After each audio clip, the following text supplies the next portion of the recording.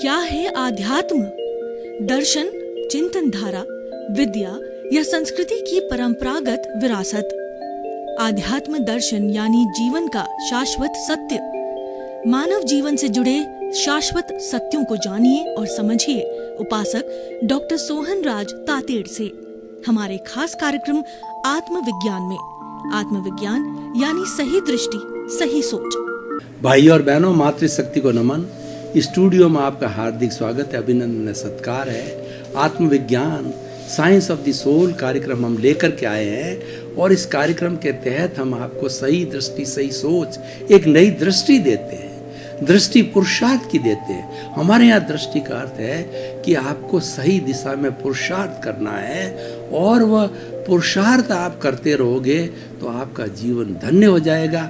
आप सिद्ध, बुद्ध और मुक्त अवस्था तक भी पहुंच सकते हो। ऐसी हम दृष्टि आपको बहुत सुंदर दृष्टि देते हैं।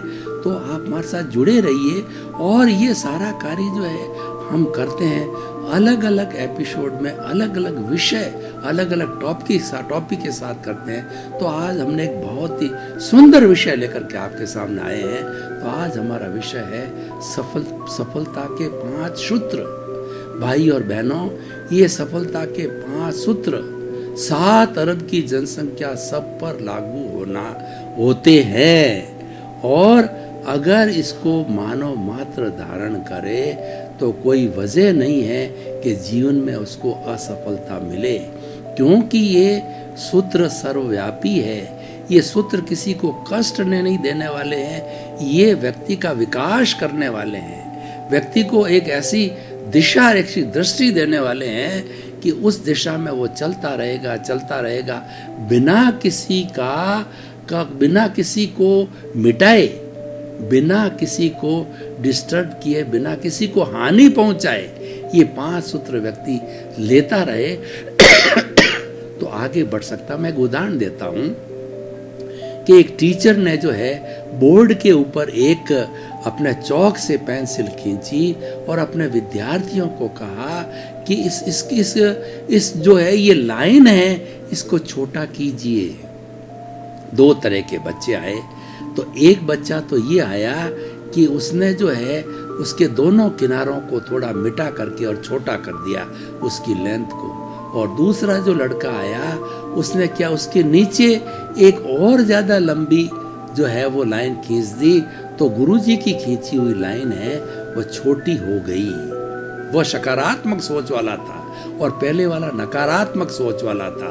तो हम आपको 5 सूत्र देते हैं। वो जिसने, दूसरे लड़के ने, जो सकारात्मक सोच वाले ने 5 जो है वो सकारात्मक सोच वाले ने जो लंबी लाइन खींची, वो सूत्र हम आपको देना चाहते हैं। भाई और बहनों, जिंदगी में कभी किसी को मिटा करके, किसी की निंदा करके, किसी के प्रति जलन रख करके, किसी के प्रति बुरा भाव करके और किसी को मिटा करके आगे बढ़ना, कभी भी जिंदगी में वो व्यक्ति आगे बढ़ ही नहीं सकता है।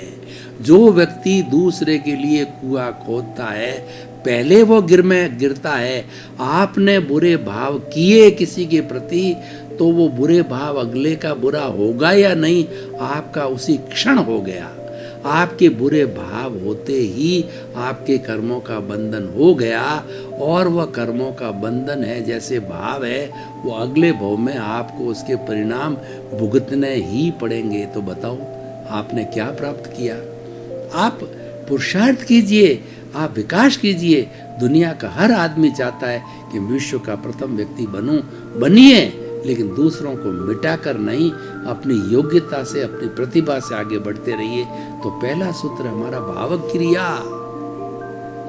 ये किसी धर्म को हर्ट नहीं करती, किसी आइडियोलॉजी को हर्ट नहीं करती, किसी विचारधारा को हर्ट नहीं करती।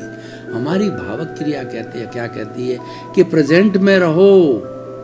Yesterday has gone away, tomorrow never exists. The moment of the present is with you to do something. आप न इधर देखो न उधर देखो, आप तो वर्तमान में जियो। खाने के समय में ध्यान खाने में, पीने के समय पीने में ध्यान, ड्राइविंग के समय ड्राइविंग में ध्यान और सोते समय सोने का ध्यान। जिस वक्त जो मन वचन काया की गतिविधि करो, सारी एकाग्रता उसमें रहनी चाहिए। ये भावक क्रिया है। ये सबसे बड़ा धर्म है और ये दृष्टि है। भावक क्रिया में रहने वाला व्यक्ति पुरुषार्थ में रहता है। और पुरुषार्थ क्या है? अपने स्वरूप की जानकारी करना। क्यों? अपने स्वरूप की जानकारी इसमें समाहित है। आप ध्यान में रहते हो, इसका अर्थ क्या है कि आत्मा की प्रेजेंस है और आत्मा की अनुभूति, आत्मा के स्वभाव में जो भावक क्रिया है वो स्वभाव में रमण करती है। वही दृष्टि है, वही पुरुषार्थ है। इसीलिए ये सबसे बढ़िया काम है कि आप जो कुछ भी काम करो वर्तमान में जी करके करो। वो बहुत बड़ी साधना है, उससे आपको सफलता ऑटोमेटिकली मिलेगी। होता क्या है कि हम कोई भी कार्य करते हैं, जैसे भोजन कर रहे हैं तो भोजन में कभी ध्यान टीवी पे गया, कभी ध्यान अखबार के अंदर चला गया, कभी किसी में बात कर लिया, तो हमारा भोजन सही नहीं पचेगा। और कई बार तो ऐसी स्थिति होती है कि व्यक्ति इधर उधर झांकता है तो वो पूरा 32 कोर नहीं चबाता है। नहीं चबाने से और कई बार क्या होती है, हमारी भोजन नली और श्वास नली पास पास है, वो श्वास नली में भी चला जाता है और ऐसी भयंकर व्यक्ति की मृत्यु तक भी हो जाती है और व्यक्ति को बहुत बड़ी दिक्कत आ सकती है। तो इसलिए एक समय में 2 काम मत करो। जीवन का उसूल बना दो कि एक समय में एक ही काम करना है। इसका अर्थ हुआ कि आप अपने स्वभाव में रमण कर रहे हो, आप अपने स्वरूप में हो और आप अपने ध्यान में हो। ध्यान एक ही जगह स्थिर है और उसकी स्थिरता से जो कार्य किया जा रहा है वो ऑटोमेटिकली सफलता की ओर बढ़ता रहेगा। आप करके देख लीजिए कि आप अगर पढ़ने में ही ध्यान लगा रहे हो तो जो कुछ पढ़ रहे हो वो आपको इतना हृदयंगम हो जाएगा कि आप परीक्षा में परीक्षा देने बैठोगे या टीचर के सामने प्रस्तुति करोगे तो सारी की सारी चीज़ ऑटोमेटिकली आपके सामने आ जाएगी, क्योंकि आपने एकाग्रता से ग्रहण किया। और वो का वो आपकी एकाग्रता खंडित होती, इधर झांका उधर झांका, नींद ले ली वो ले लिया, तो वह चीज़ उतनी हृदयंगम नहीं होती है। भावक क्रिया। दूसरा है प्रतिक्रिया विरति। देखिए आज का जमाना जो है टिट फॉर टैट का है, नेले पे देला मारने का है। और व्यक्ति कहता है मेरी तो जो है विजय तभी है कि मैं अगले को ईंट का जवाब पत्थर से दूं। वो 1 सुनावे तो मैं 2 सुनाऊं, 2 सुनावे तो 4 सुनाऊं। पर भाई और बहनों, वह कायरता है, वो भीरुता है। और क्षमा वीरस्य भूषणम, जो क्षमा करता है, अगला तो अज्ञानी है, अगले ने गाली दे दी, आपका तिरस्कार किया, तो आप उसको स्वीकार मत करो। वह तिरस्कार उसका वापस जाएगा, गाली वापस लौट के, क्योंकि आपने एक्सेप्ट नहीं की है। एक्सेप्ट नहीं करोगे तो आपके पास आएगी नहीं। तो आप तो मध्यस्थ भाव से रहो, आप उसको इग्नोर कर दो। तो वो मतलब प्रतिक्रिया विरति का अर्थ ये हो गया कि कोई व्यक्ति अनशंट बोले जा रहा है, गाली बोल रहा है या बात कर रहा है, क्रोध कर रहा है, आप शांत रहो। और अगर रियली उसका सुधार करना चाहते हो तो जब सारा बोल दे तो उसको कहना, भैया इतना अनर्गल बोलने की क्या जरूरत है। और तुम जो कहते हो मैं मेरी गलती स्वीकार करता हूँ, बस तुमने 100 बातें स्वीकार कराई तो चलो मान लिया मैं गलत हूँ, तुम जीत गए मैं हार गया।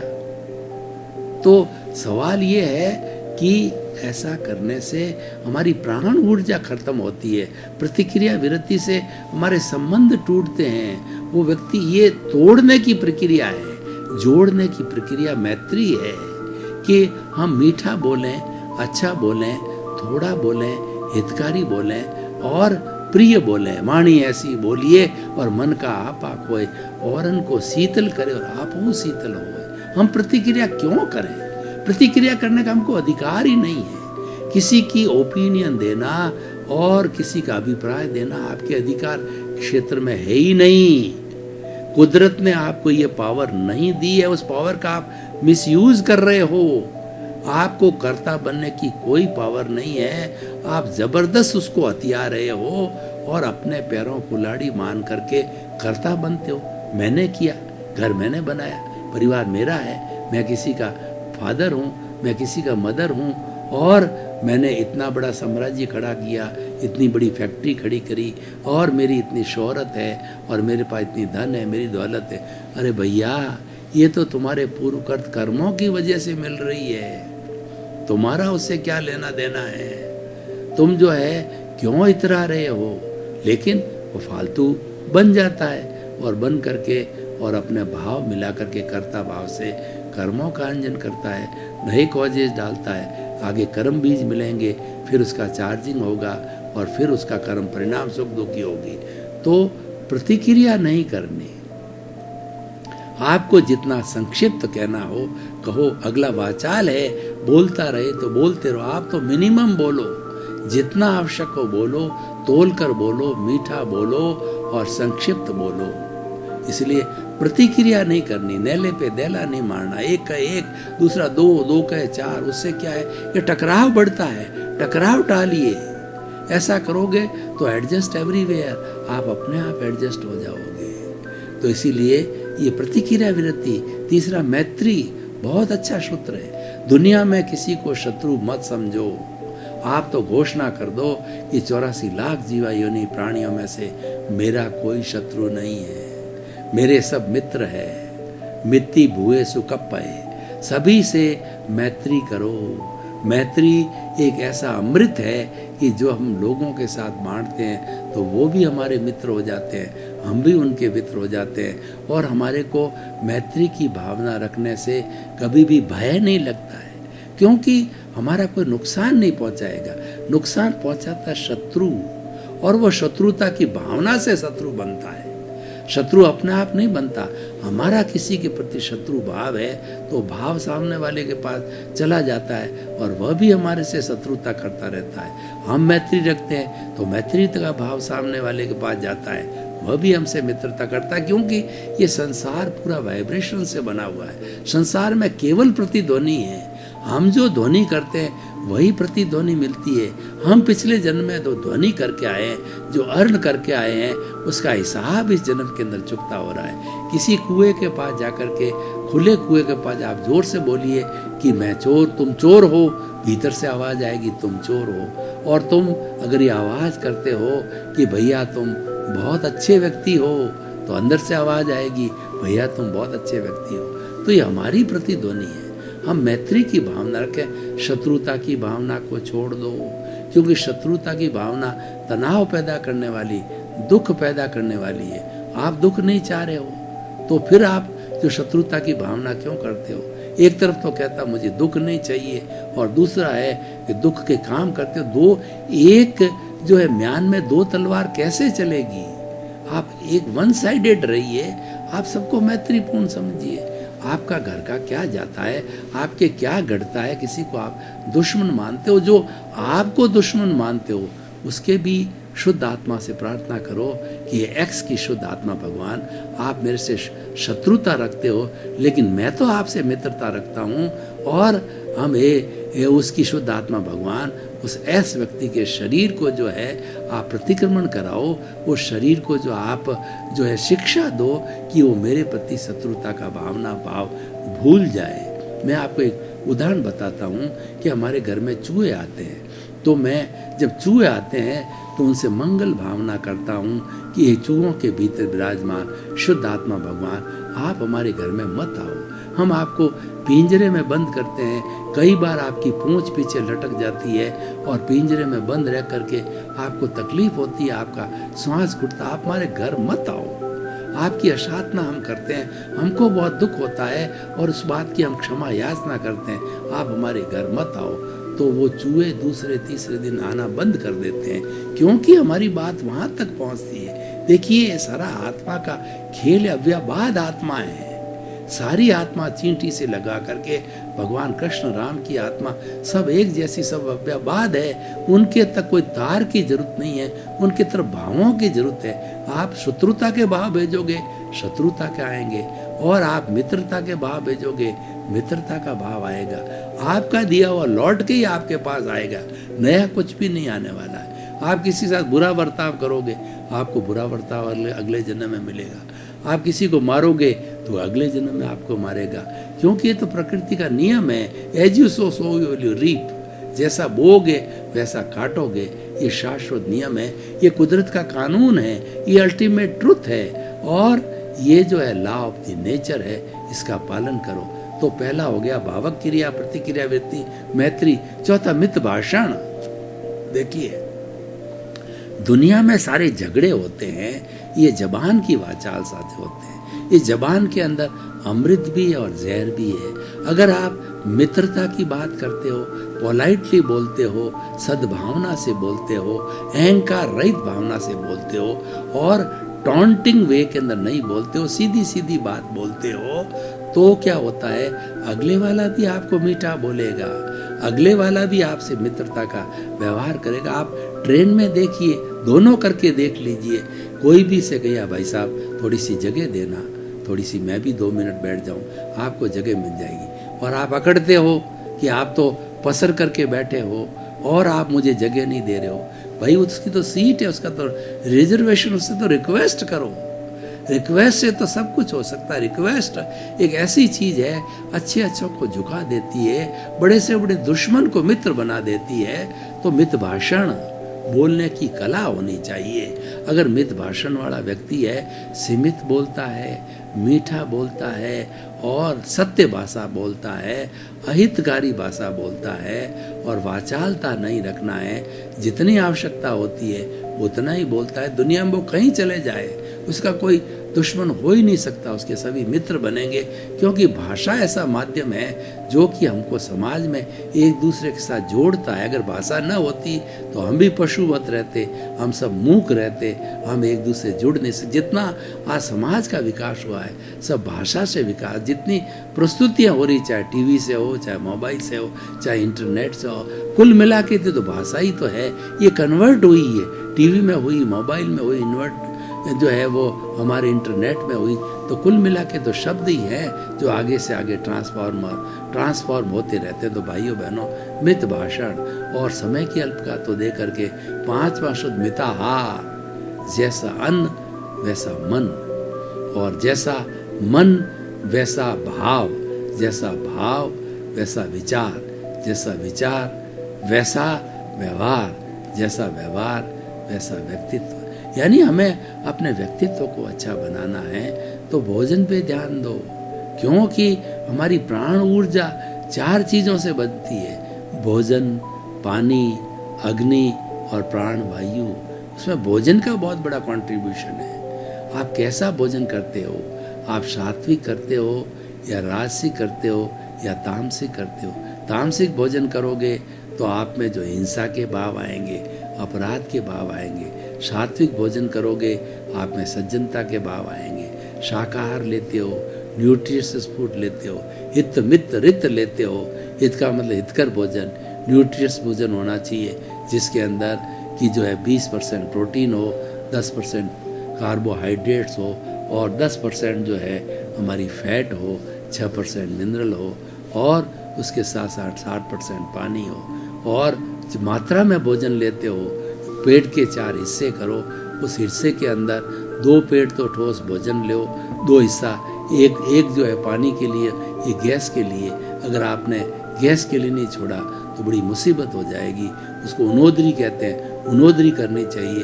उनोदरी में भूख से थोड़ा कम खाया जाए तो ऑटोमेटिकली गैस के लिए जगह बच जाएगी। इसको धार्मिक रूप के अंदर दिया गया है। तप के 12 भेद में, निर्जरा के 12 भेद में बताया गया। तो हम बात कर रहे थे मिताहार। भोजन हमारा जो है सात्विक होना चाहिए, हित होना चाहिए, मित होना चाहिए और ऋत होना, ऋतु के अनुसार। सर्दी के दिनों में गर्म भोजन करना चाहिए, गर्मी के दिनों में ठंडा भोजन करना चाहिए। ये संतुलन है। ऋतु को देख करके भोजन करना चाहिए और गरिष्ठ भोजन नहीं करना चाहिए, सादा भोजन करना चाहिए, भूख से कम खाना चाहिए। भोजन का बहुत बड़ा, और शाकाहार भोजन करना चाहिए। देखिए, जो लोग मांसाहारी भोजन करते हैं उनमें मांसाहार के विचार आते हैं। मांसाहार मतलब पशुता के विचार। पशुता के क्या विचार है? क्रूरता, हिंसा। जितने भी जो नॉन वेज खाने वाले, आप अपराध करने वालों के अंदर जाकर के देख लीजिए, उसमें नॉन वेज वाले ज़्यादा हैं, ड्रिंक करने वाले ज़्यादा है, व्यसन करने वाले ज़्यादा हैं, क्योंकि उनकी सोबत बुरी है। सोबत क्या होती है? यही तो सोबत है। संगति क्या होती है कि राजस्थानी में कहावत है, कालियर करने बैठे तो कालियर गुण लेवे, गोरिया करने बैठे तो गोरियर गुण लेवे। यानी a man is known by the company he keeps, व्यक्ति संगति से पहचाना जाता है। अगर आप सज्जनों की संगति में, साधु सन्यासियों की संगति में, आप में अच्छे गुण आएंगे और आप जो है डाकू, चोर, लुटेरे, उचक्के और जो है आपके अपराध करने वाले और शराबियों के और चोरों के आप और आतंकवादियों के हो तो आप में वैसे विचार आएंगे, क्योंकि ये तो प्रकृति का नियम है और उसका द्रव्य क्षेत्र काल भार का प्रभाव अवश्य पड़ता है। जिस संगति में रहता है व्यक्ति, उसका प्रभाव पड़े बिना नहीं रहता है। ऐसे बहुत कम लोग होते हैं जो सूरदास की काली कमरिया चढ़े न दूजो रंग, वो एक्सेप्शनल होते हैं। चंदन होता है वो एक्सेप्शनल है। कितने भुजंग उस पर लिपटते हैं, कितना जहर उस पर छोड़ते हैं, उसका कोई असर नहीं आता है। और लेकिन जो है सज्जनता सज्जन व्यक्ति होता है, दुर्जन दुर्जन व्यक्ति होता है। नीम को आप कितने घड़ों से सींचो तो उसका जो खारापन पत्ती का कभी नहीं जाएगा, चाहे कितने घड़ों से, क्योंकि उसका गुण है।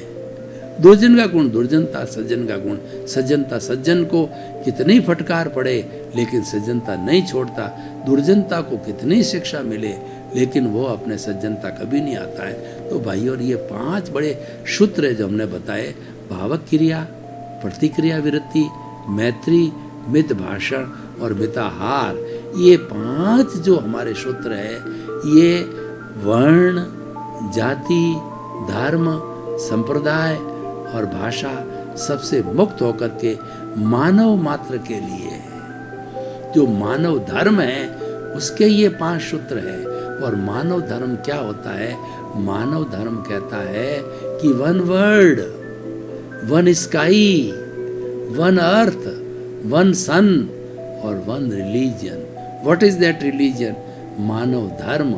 मानव धर्म कहता है कि किसी भी मानव का खून निकालिए तो वह खून सबका लाल होगा, किसी का सफेद नहीं होगा।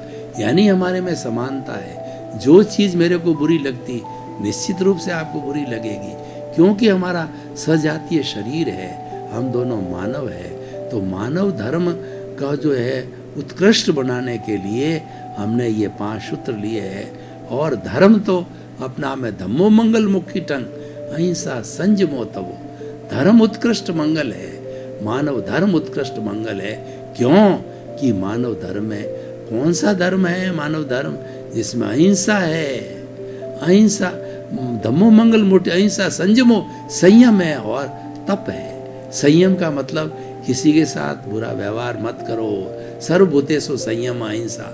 किसी को दुख मत दो, किसी को दुख देना सबसे बड़ा पाप है। ये मानव धर्म है। भाई और बहनों, आपका बहुत बहुत धन्यवाद। आपको हम आत्मविज्ञान कार्यक्रम के अंतर्गत बड़े अच्छे अच्छे सूत्र देते हैं। सारे सूत्र जीवन निर्माण से एक एक सूत्र अच्छा से अच्छा दिया जा रहा है, क्योंकि हम आपकी दृष्टि बदलना चाहते हैं। हम तो कहते हैं हमारी दृष्टि ही पुरुषार्थ है। और हमारा पुरुषार्थ क्या है कि आप 2 अकाउंट रखिए। एक तो ये शरीर अलग है, मैं अलग हूँ, मैं तो शुद्ध आत्मा हूँ। शुद्ध आत्मा क्या है? वो दृष्टि क्या है कि अपने स्वभाव में रहो। और शरीर है, विभाव है, ये तो पूर्व जन्म के कर्मों के भुगतान के लिए दोनों अलग अलग अकाउंट है। दोनों का मिश्रण मत करो, दोनों को सेपरेट रखो, दोनों से जुड़ो मत। इसको अपने हिसाब में रहने तो आप अपने पुरुषार्थ में रहो, आपकी दृष्टि निर्मल बनेगी, आप सिद्ध बुद्ध मुक्त बनोगे। आपके प्रति बहुत मंगल भावना और शुभकामना। आत्मविज्ञान में आत्मविज्ञान यानी सही दृष्टि, सही सोच।